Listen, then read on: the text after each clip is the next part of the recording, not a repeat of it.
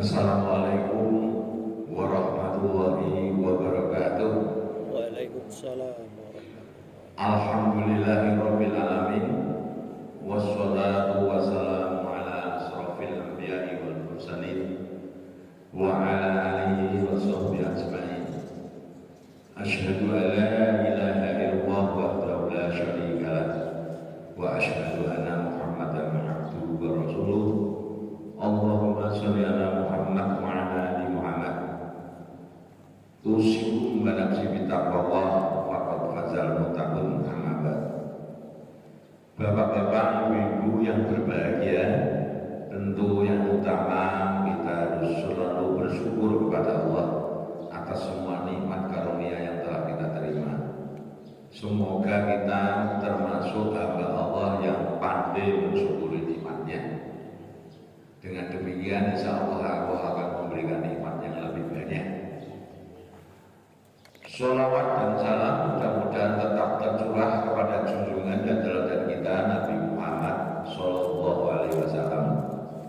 Semoga kita diaku menjadi umatnya, pengikutnya yang sejati, karena upaya keras kita untuk meneladani kehidupan beliau di dalam kehidupan kita sehari-hari, dalam semua aspek hidup, dan semoga kita akan dapat syafaatnya nanti di akhirat.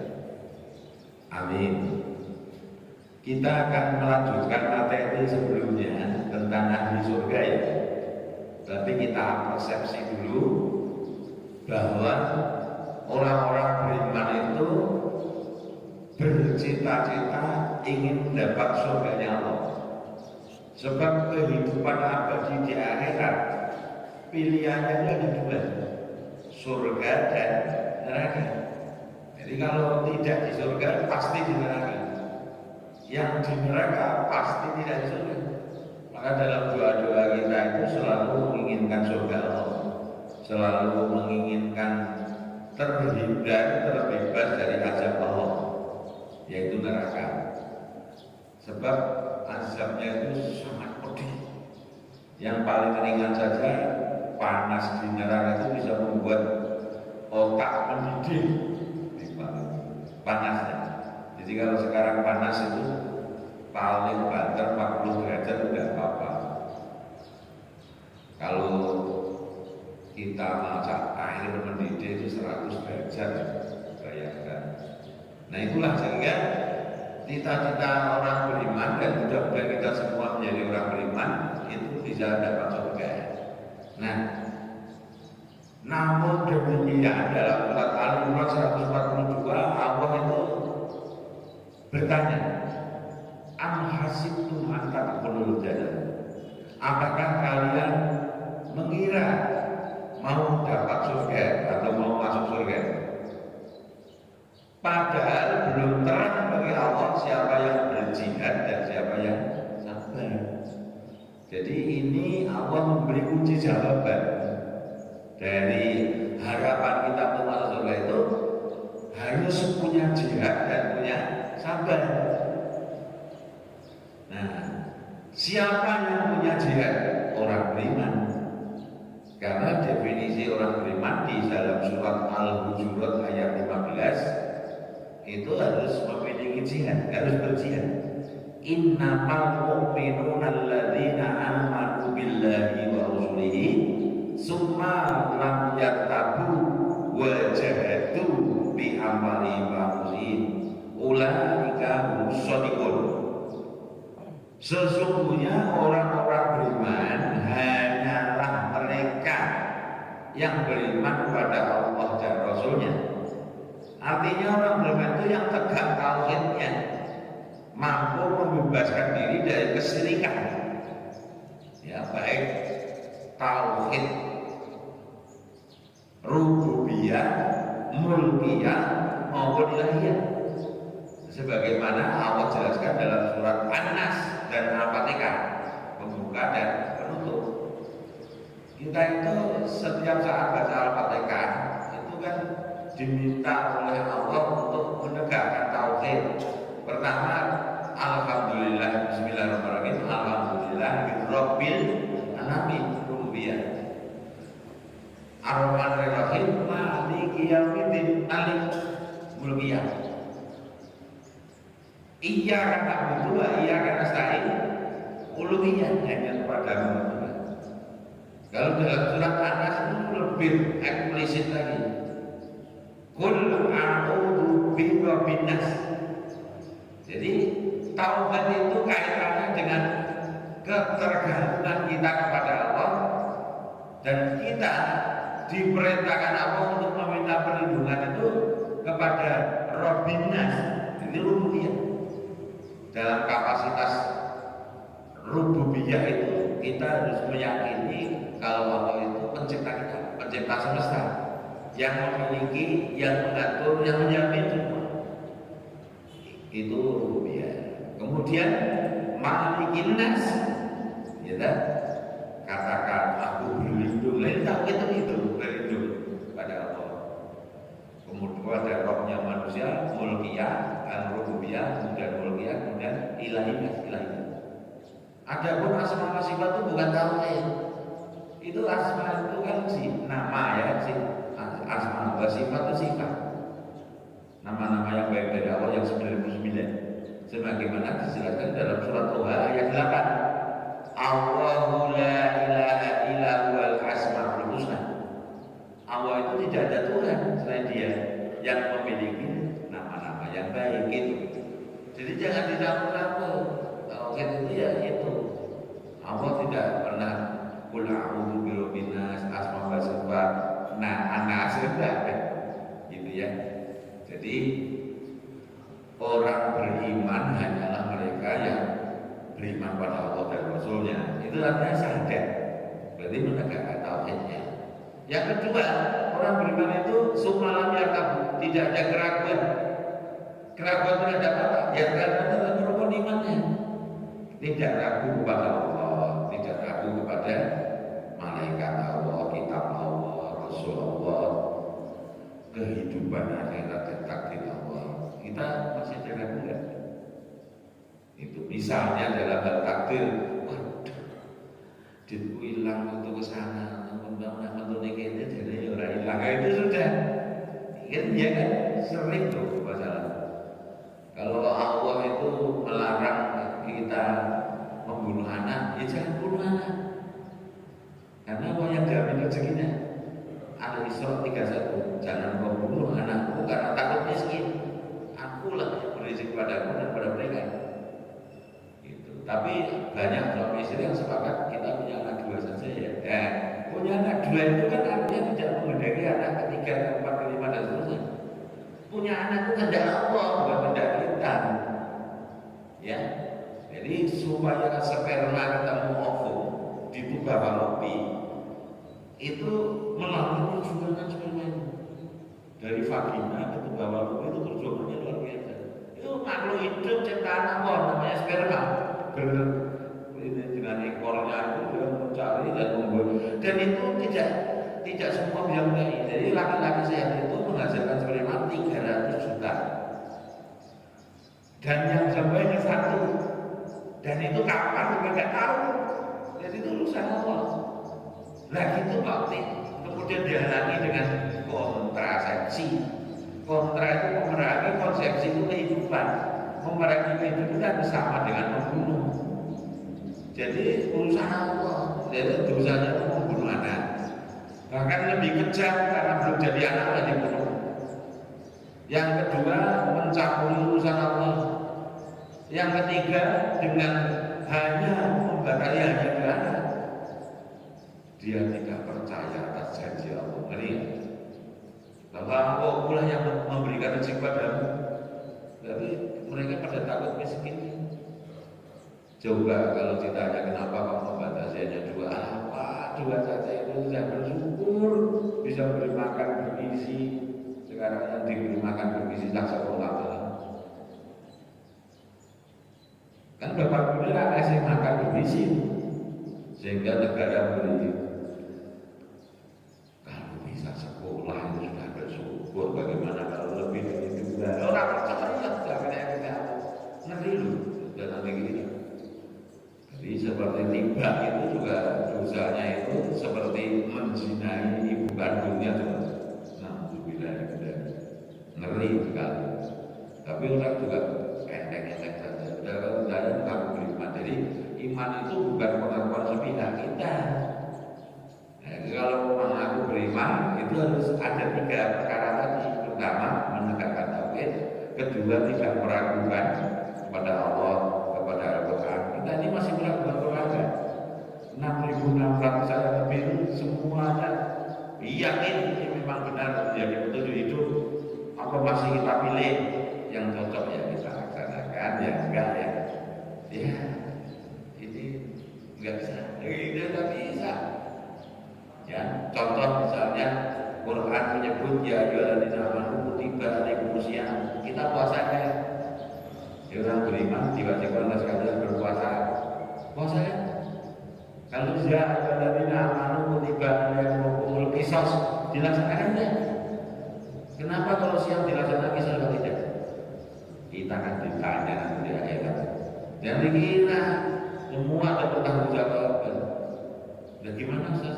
Saya punya jawaban. Jelas ya. Saya ingin surga gitulah. Bapak Ibu yang ketiga itu harus punya jihad, harus berjihad. Wajahatu bi amwalihim wa anfusihim fi sabilillah. Kemudian dikunci Allah di Al-Surah 15 itu dengan ulaika umusyriqun. Berarti mereka itu yang benar. Yang benar berarti mukmin. Yang mukmin itu dia menegakkan tauhidnya, yang tidak ada ragu pada imannya, yang berjihad dengan harta dan jiwa di jalan Allah. Makanya kalau mengaku beriman tidak jihad, nah ini maka cacat itu. Yang enggak diterima pun tidak terawal itu nggak sempurna, pengennya tidak sempurna. Begitulah. Nah, orang-orang beriman ini selalu dikasih sayang Allah untuk bisa meningkatkan ketakwaan. Karena apa? Karena surga itu disediakan untuk orang takwa. Jadi Allah itu kasih sayang pada kita luar biasa. Karena kita ini kan ibnu Adam atau Bani Adam, anak keturunan dari Nabi Adam. Merasa gitu enggak? Bapak Ibu ada perasaan bahwa kita semua itu adalah cucu Adam alaihissalam, merasanya. Kalau Susanto itu anaknya Karsidi Cipto Sudibyo, Karsidi Cipto Sudibyo itu anaknya ada di Samsuri, di Samsuri itu anaknya Modin Mana, itu bapak saya turunannya. Itu merasa anaknya bapak, dan orang juga melihat kalau saya memang anaknya Pak Karsidi. Pak Karsidi guru, saya dosen. Pak Karsidi suka wayang, saya suka wayang. Ya kan? Iso nembak Jawa, saya iso nembak Jawa. Tapi kakak saya nggak bisa, apa dia tidak keturunan Karsidi? Saya kan mewarisi kesukaannya, profesinya. Adik saya mewarisi bagaimana dermawannya bapak saya, kakak saya. Jadi orang yakin percaya memang turunannya. Nah kita ini merasa nggak keturunan Adam itu? Mirip nggak kita ini dengan Adam? Bukan fisiknya ya, terutama sifatnya. Nah, karena Adam itu memang diciptakan untuk menjadi khalifah di bumi. Sementara belum dikirim ke bumi, suruh tinggal di surga dulu. Dengan catatan tidak boleh mendekati dan makan satu pohon. Tapi kan waktu Adam diciptakan itu iblis dendam. Karena tidak mau sujud, diputuskan Allah menjadi penghuni jahanam selamanya, minta tangguh, jangan cuma makan sampai kiamat. Itu. Kenapa kau minta tangguh? Mau menggoda anak turunan gara-gara Adam yang diputuskan oleh jahanam. Untuk apa? Untuk menemani Adam. Dan menurut berita Al-Quran, mohon maaf Bani Adam itu kan sejak Habil, Qabil, Nabi Idris, Nabi Nuh dan seterusnya. Nah kemudian Al-Quran itu memberitakan bahwa misi iblis itu cukup sukses. Karena dalam surat Al-A'raf ayat 179 Allah memberitahu kita, sungguh aku isi neraka jahanam kebanyakan dari jin dan manusia. Kenapa kok jin dan manusia? Ya memang makhluk Allah yang diciptakan untuk beribadah pada Allah itu azaliyah kemana? Wa ma khalaqtul jinna wal insa illa liya'budun, begitu. Jadi informasi dari Allah ini manusia ini sebagian besar itu masuk jahanam. Berarti kan sukses iblis. Itu. Nah supaya tidak masuk jahanam berarti masuk surga harus gimana? Harus takwa. Itu makanya Allah kemudian walaupun mengasih sayangi untuk menjadi takwa, untuk menjadi dapat pewaris surga, tapi ingat Allah itu punya tujuan menciptakan manusia itu selain untuk menjadi khalifah. Kita sudah jadi khalifah belum? Kalau tidak khalifah sebumi, khalifah senegara. Kalau tidak senegara, khalifah provinsi. Nah, di Indonesia tidak ada yang cita-citanya khalifah HTI dibubarkan. Iya kan? Indonesia tidak, karena nggak pakai Islam Indonesia. Jadi kalau Islam itu malah dikriminalisasi ya pusatnya. Itu yang terjadi di Indonesia. Nah, kalau manusia itu tujuannya pertama untuk dewasa, yang kedua untuk beribadah, yaitu ajaran tadi tidak diciptakan manusia kecuali beribadah. Berarti kapan beribadahnya? Bapak Ibu coba jawab. Tidak diciptakan jin manusia kecuali untuk beribadah kepada Allah. Nah, kapan beribadahnya? Berarti beribadahnya itu selama dia disebut manusia. Kalau sudah tidak disebut manusia, tidak beribadah. Nah, kapan kita disebut manusia? Setiap saat. Ya berarti sudah beribadah. Dan oleh karena itu ulama itu membagi ibadah itu ada makhluk dan alternatif. Bukan khas dan am yang khusus dan umum, tapi makhluk dan makhluk. Ya, yang khusus dan selain yang khusus berarti kan memang luar biasa. Jadi kira-kira makan kita itu bernilai ibadah enggak? Berpakaian kita bernilai ibadah enggak? Jalan kaki kita bernilai ibadah, nyupir kita beribadah, itu semua. Kalau sholat jelas ibadah. Dan kalau disebut itu ibadah, pembaktian kepada Allah, syaratnya tiga. Pertama, dilakukan semata-mata karena. Kedua, didasari ilmu. Ketiga, ada contoh dari Rasulullah. Karena lakukan Rasulullah suatu masalah. Gitu. Nah, oleh karena itulah ada pengajian, majelis ilmu yang dikatakan Rasulullah sebagai taman surga. Coba kita tuh oleh Rasulullah disyaratkan untuk sering bertamasa ke taman surga. Tapi kira-kira manusia aja ini banyak yang jin, kalau masih taklim banyak yang berkeliaran. Banyak mana coba? Berarti yang di surganya kan sedikit kan? Nah itu. Nah, informasi di Ali Imran 1:2 itu kan Allah minta kita untuk selalu meningkatkan takwa. Ya ayyuhalladzina amanu ittaqullah haqqa tuqatih wa la taqulanna illa wa antum muslimun. Hei orang-orang beriman, tingkatkan takwa. Takwa itu bukan bertakwa, bertakwa itu buat takwa. Karena ada ayat, ada kata-kata di ayat itu setelah kita Allah haqqa tuqatih, bertakwalah sehingga mencapai ketakwaan yang sebenarnya. Berarti kita sudah bertakwa sebenarnya belum? Takwa sebenarnya itu taat sepenuhnya kepada Allah, full 100% murni, menjalankan semua perintah dan meninggalkan semua larangannya. Nah, kita belum kan? Apa ada manusia yang ada? Manusia yang jadi contoh kita, yaitu Nabi Muhammad SAW. Oleh karena itu aku menjamin Nabi Muhammad akan mendapat surga, sudah dijamin. Nah, kemudian diberi kewenangan Allah untuk beri syafaat.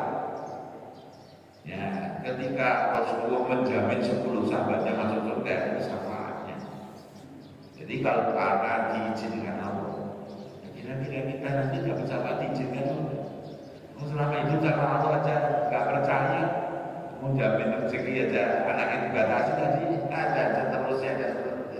Masya Allah, Rasul yang sudah jelas ahli surga, yang sudah jelas maksum, itu saja selalu memohon ampun Allah, maghfirah Allah tidak kurang dari 70 kali. Maka kita dicontohkan oleh Rasul setiap habis sholat itu astagfirullah, astagfirullah. Iya, sebelum membaca lain astagfirullah dulu. Tuntutannya gitu, tuntunannya gitu. Sholat sunahnya sehingga sehari malam itu bisa 70 harus lebih mengambil 70. Masuk ke masjid nunggu pengajian astagfirullah, astagfirullah, astagfirullah. Habis sholat astagfirullah. Dia nonton sepak bola Piala Dunia sambil astagfirullah. Iya kan? Pakai baju berdoa, makan berdoa, astagfirullah, astagfirullah, astagfirullah. Karena takut neraka, ingin dapat maghfirah. Nah itu dijelaskan dalam surat Ali Imran ayat 133. Wasari'u ila maghfiratin min rabbihim wa jannatin 'arduha as-samawati wal ardu mu'iddat lil muttaqin. Bersegeralah kepada ampunan Allah dan surganya yang disediakan untuk orang-orang yang bertakwa. Ini saya kembalikan sebagai kasih sayang Allah. Allah sudah kita itu nanti mewarisi surga, mendapatkan surga sebagai Ibnu Adam, sebagai tapi sangat berguna saja. Syarat ketentuannya ada, yaitu harus bertakwa dan mendapat ampunan Allah, mendapat maghfirah dan bertakwa. Itu urutannya kan bersegeralah kepada ampunan Allah dan surganya. Jadi kalau mau masuk surga ya harus dapat ampunan. Nah, aktivitasnya sebagai orang bertakwa, karena memang surga disediakan untuk orang takwa. Orang takwa yang mendapat ampunan Allah itu seperti apa? Yang memiliki jiwa mutmainnah atau jiwa yang tenang. Sebab di dalam surat Al-Fajr ayat 27 sampai 30, Allah itu mempersilakan masuk surga hambanya itu dengan sebutan ya ayat Tuhan nafsul mutmainnah irji ila rabbika radiyatan mardiyah faquli fi ibadi wadkhuli jannati. Padahal surga disediakan untuk orang takwa. Tapi disebut di situ bukan ya ayyuhal muttaqun, enggak kan? Ya ayat Tuhan nafsul mutmainnah. Nah, jadi itu untuk kita, pada kita. Berarti orang takwa yang mendapat maghfirah itu yang berjiwa tenang, berjiwa mutmainnah. Itu jiwa mutmainnah yang seperti apa? Itu jiwa yang tidak terperdaya dunia. Ya, jadi orang bertakwa yang mendapat ampunan Allah itu sudah tidak terperdaya dunia. Dia tahu persis harga dunia dan harga akhirat, nilai dunia dan nilai akhirat. Kira-kira seimbang apa dunia akhirat? Ya tidak, karena Allah dalam surat Al-A'la 16-17 misalnya itu memberitahu kita bal tu'siruna al-hayatad dunya wal akhiratu khairun wa abqar. Dan kebanyakan manusia itu memilih dunia, selalu mencari dunia, dan itulah manusia yang kafir. Lu baca aja terjemahan. Nah, kemudian akhirat itu lebih baik dan kekal. Kata-kata lebih baik itu kan nggak seimbang. Saya sama Mas Taufik itu umurnya tidak seimbang, lebih tua saya. Berarti sama apa enggak? Seimbang apa enggak? Mau lebih tua sih. Kalau lebih baik itu mencakup banyak aspek. Lebih baik itu berarti kalau timbangan amalnya lebih baik, lebih itu artinya apa? Lebih banyak.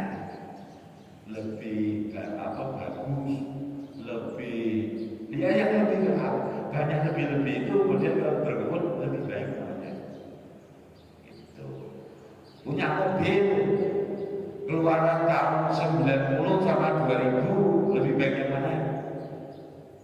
Ya gitu, lebih bagus mana? Ya. Punya motor Astrea tahun 99 dengan Astrea tahun 2026 baik mana? Bagus mana? Nah itu lebih bagus itu gitu kira-kira. Punya uang 1 juta sama 100 juta lebih banyak mana? Kira-kira ibu lebih ayem punya megang 1 juta apa lebih ayem di rekening ada 100 juta? Milih mana? Nah ya kan, ya kamu waras nanti ngerti nih 1 juta diangkat coba dulu harganya lebih macam-macam. Nah 1 juta ini cepet gitu. Nah itulah, nah akhirat itu lebih baik, jadi lebih semua aspek itu lebih baik namanya dan kekal. Demikian pula dalam surat Al-Baqarah ayat 4, walal akhiratu khairul laka minal ula, dan akhirat itu lebih baik bagimu daripada yang lebih awal. Akhirat lebih baik dari yang di sini. Jadi nggak seimbang, itulah. Maka orang yang bernafsul mutmainah itu karena paham tentang harga atau nilai dunia dan akhirat, dia tidak akan tergoda.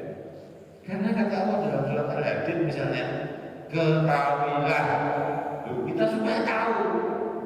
Orang yang tahu itu sangat berbeda dengan yang tidak tahu. Ya, nah, Allah minta kita untuk menjadi tahu. Ketahuilah bahwa kehidupan dunia itu sendiri permainan yang melelehkan. Mereka berlomba dengan banyaknya harta, dengan membanggakan anak-anaknya. Dia seperti tanaman yang hijau yang menyenangkan para petani, tapi kemudian kamu lihat menjadi kuning dan hancur. Sesungguhnya di akhirat ada siksa yang pedih. Itu peringatan untuk orang yang lebih dunia, lebih keduniaan. Dan ada rahmat serta ampunan Allah dan rahmat Allah itu surga. Jadi di akhirat ada neraka dan surga. Ketahuilah sesungguhnya kehidupan dunia itu perhiasan yang palsu. Ibu-ibu mau dibeli perhiasan palsu? Maunya emas murni, emas yang baru. Nah, kalau mau yang palsu cari dunia, tapi kalau emas yang murni akhirat. Begitulah Allah menggambarkan kepada kita. Jadi orang yang disediakan surga itu bertakwa, mendapat ampunan Allah dan berjiwa mutmainah. Nah, beliau mutmainah itu memilih surga, memprioritaskan surga daripada dunia. Sebagaimana difirmankan dalam surat Al-Qasas ayat 77. Wattaqi fima atakallahu darul akhirah wala tansa nasibaka minad dunya wa ahsin kama ahsanallahu ilaika wa la tabghil fasada fil ard innallaha la yuhibbul mufsidin. Dan hendaklah dari apa yang dianugerahkan Allah kau gunakan untuk akhirat. Tapi jangan lupa bagian kenikmatan dunia. Berbuat baiklah sebagaimana Allah berbuat kepada kalian, dan jangan berbuat kerusakan di bumi, karena sesungguhnya Allah tidak menyukai orang-orang yang berbuat kerusakan. Jadi dunia itu sekedar tidak dilupakan. Nah, yang dianugerah Allah pada kita apa? Umur anugerah kan? Kesehatan anugerah kan? Harta anugerah kan? Anak cucu anugerah kan? Misalnya istri anugerah. Nah, semua itu anugerah-anugerah itu untuk akhirat, tapi tidak untuk dunia. Misalnya kalau harta, pertama-tama kalau kita mendapatkan uang, harta dalam bentuk uang, pikiran kita apa pertama? Nyarukan, ganti baju, ganti TV, ganti mobil, atau berapa zakat dari harta yang saya terima ini? Terus saya mau sedekah kepada siapa berapa? infak saya ke masjid, ke mana-mana, dipikirkan karena itu investasi akhirat. Itu namanya bank akhirat. Kalau bank dunia kan ada, wong bank Asia ada, bank Indonesia ada kan? Nah itu bank dunia. Kira-kira kita banyak berinvestasi di bank akhirat ini dalam bentuk zakat, infak, zakot, memberi makan yang halal dan yang baik kepada anak istri, memberi santunan ke orang tua, saudara, miskin, rikok, gharim, dan seterusnya. Atau lebih banyak kita berurusan dengan bank dunia. Investasinya bisa berupa peternakan, bisa berupa pertanian, bisa perdagangan. Itu karena itu dunia itu atau malah untuk nikah lagi orang mati muncul nikah gitulah kehidupan dunia kan yang dikejar-kejar oleh orang kafir itu. Jadi apa yang dianugerahkan anak kan dianugerahkan, buktinya kalau untuk akhirat tidak lupa dunia apa dididik agar soleh-soleha itu doa kita.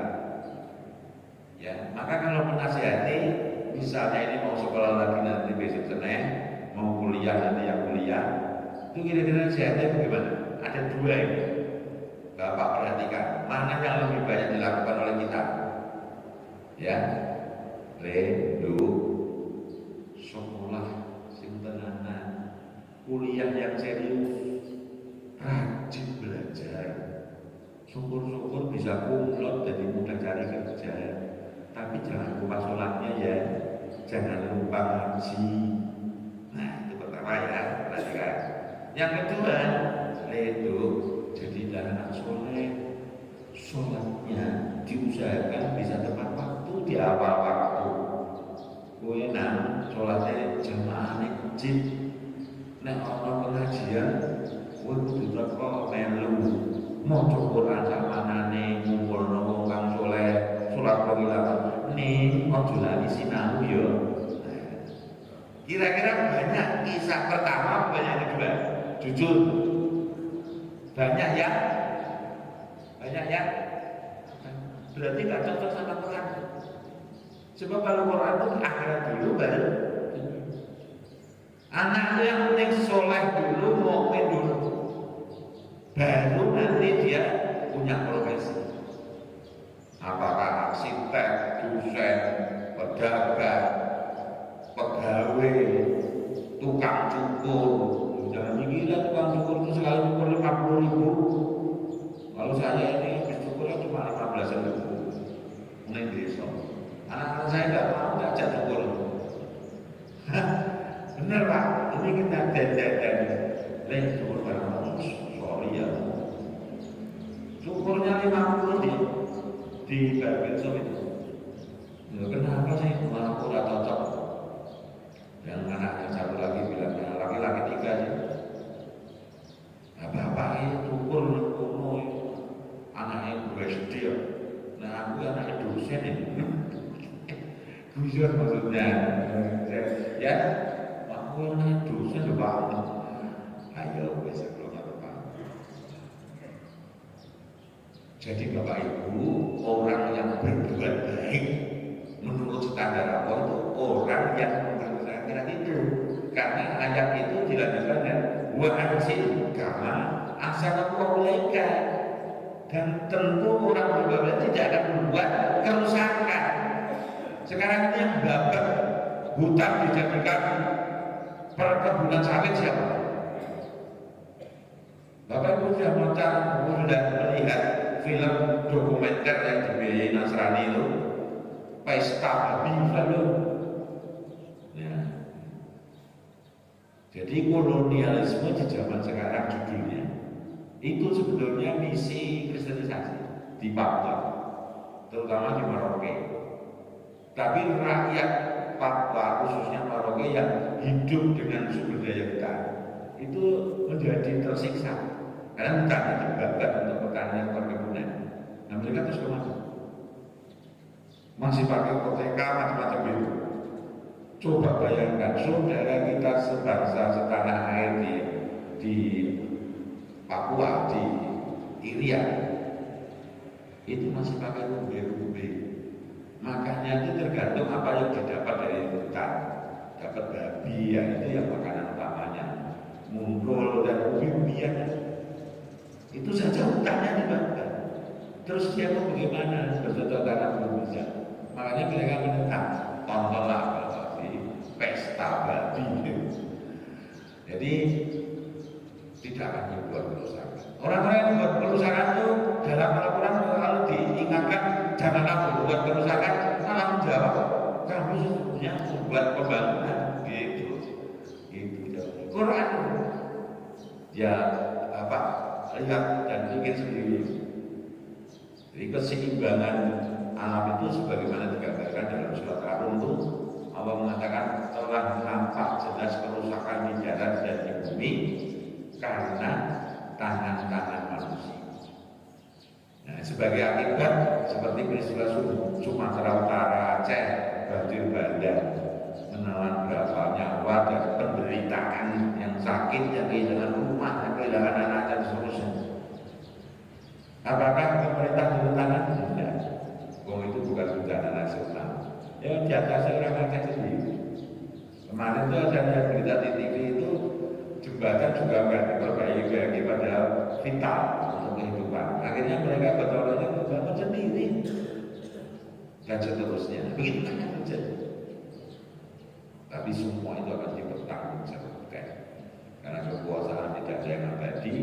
Yang abadi itu di akhirat dan nanti semua itu akan diminta. Sebagaimana sabda Rasulullah, setiap diri adalah pemimpin dan setiap ini akan dimintakan pertanggungjawaban.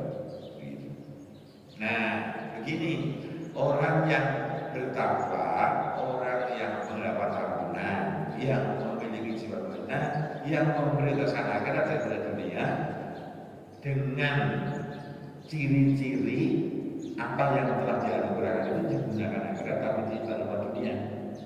Kalau bisa begitu tentu akan berbuat baik sebagaimana standar Allah dan tidak akan berbuat kerusakan karena Allah tidak suka kepada orang yang berbuat kerusakan. Dan kerusakan fisik material itu sebetulnya disebabkan kerusakan mental spiritual orangnya. Itu maka kita harus jagalah hati, kata lagi. Jangan kotori, jagalah hati, karena hati itu lentera hidup. Kalau hatinya kotor, maka lentera padam, hidupnya jadi gelap. Dia tidak bisa membedakan mana halal, mana haram, mana baik, mana buruk, mana jalan menuju ke surga Allah, ke ridho Allah, dan mana jalan menuju nerakanya Allah untuk mengikuti setan dan iblis. Ya begitu.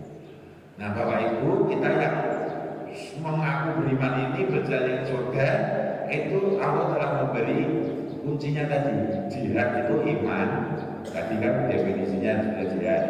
Sabar itu sifat utama orang takwa. Jadi orang beriman dan orang takwa. Nah kita ini sudah beriman belum? Sudah selalu meningkatkan takwa belum? Sebab kata Rasulullah, umatnya itu nanti ada 3 golongan. Golongan pertama itu yang beruntung. Siapa orang yang beruntung?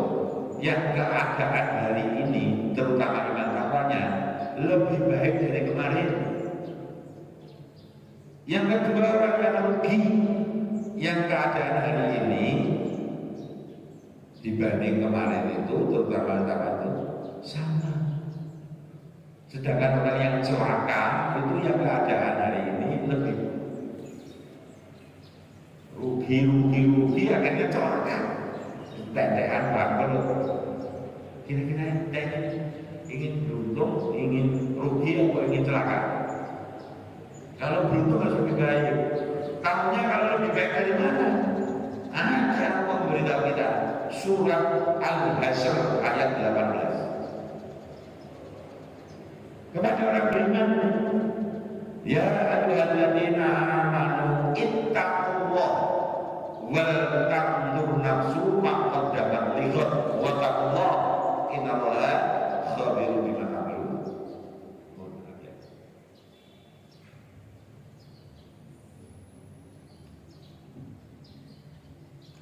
Hei orang yang beriman, tingkatkan takwa dan hendaklah setiap diri memperhatikan apa yang sudah diperbuatnya untuk masa depannya, yaitu kehidupan akhirat.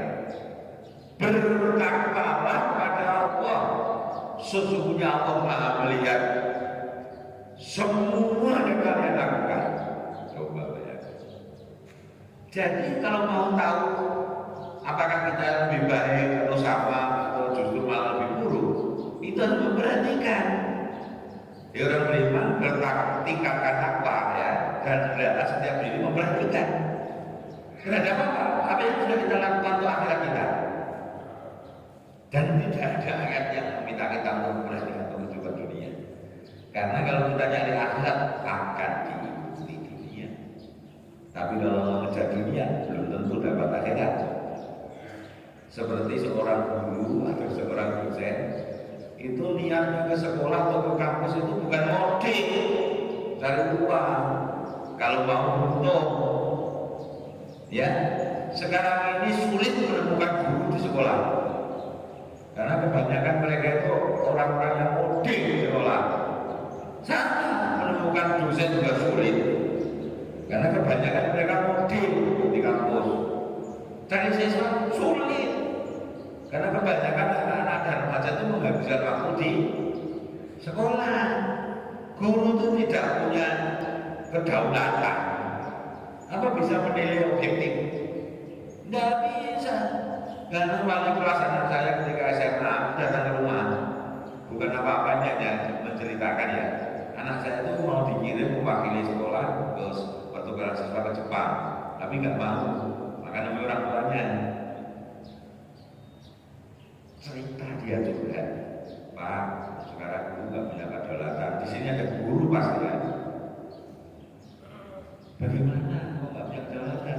Siswa itu berapapun nilainya, kemampuannya harus naik Pak. Saya jamin begitu diterima siswa 3 tahun mesti lulus. Bayangkan. Apa bedanya? Tidak percaya, tanya guru. Apakah dia bisa nilai objektif? Itu. Padahal pendidik itu berusaha untuk siswanya itu berubah. Karena educated is change of apa? Perubahan apa? Attitude. Bukan nilai-nilai itu yang tidak jujur. Di perubahan ini usaha mata. Saya itu sudah 37 tahun ini. Kira apa? Masya Allah, ada jujuran padanya. Ya, begitu yang terjadi. Jangan bangga kalau nilainya bagus. Saya tidak bangga. Walaupun anak saya itu lompat. Saya juga lulus 7 semester dulu, tahun 88. Ya, karena saya ngambil 24 terus.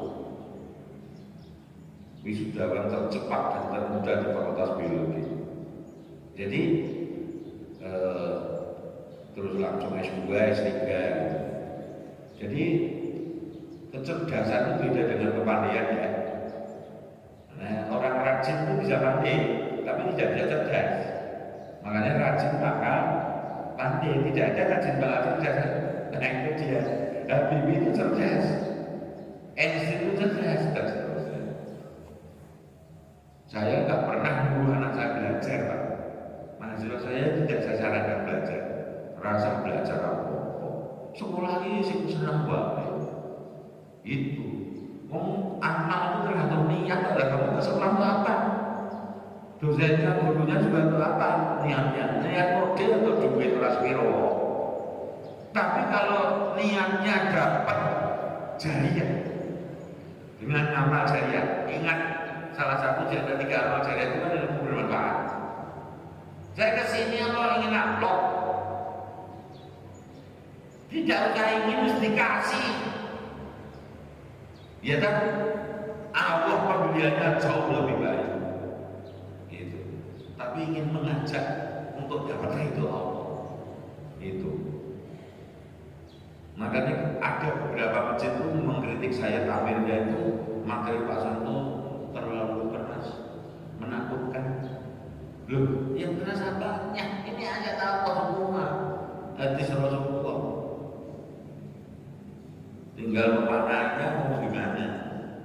ya. Tapi sudah jam 7. Kita lanjutkan materinya nanti lagi ya, Mas Taufik dan Bapak Ibu ya. Ingin masih mendengarkan untuk bisa dapat surga enggak? Nah itu dia. Ada ciri-cirinya. Jadi orang takwa yang mendapat ampunan Allah dan berjiwa mutmainah yang belum bisa katakan semua ya, yaitu. Jadi tidak tergoda dunia Pak, karena memang akan lebih baik. Itu dikarenakan tujuan ketiga penciptaan manusia, yaitu untuk diuji. Nah sampai di sini ya. Terima kasih perhatiannya. Mohon maaf kalau tak mudah-mudahan bermanfaat. Semoga kita bisa bertemu.